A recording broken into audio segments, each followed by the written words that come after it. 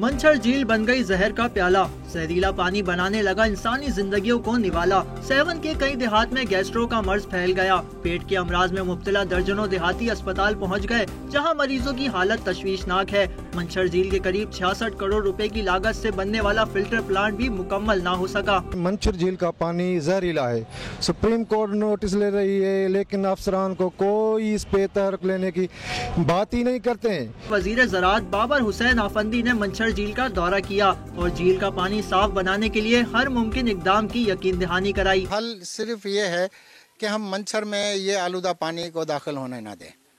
اگر داخل ہونے نہ دیں تو کہاں کریں؟ دریا میں جائیں۔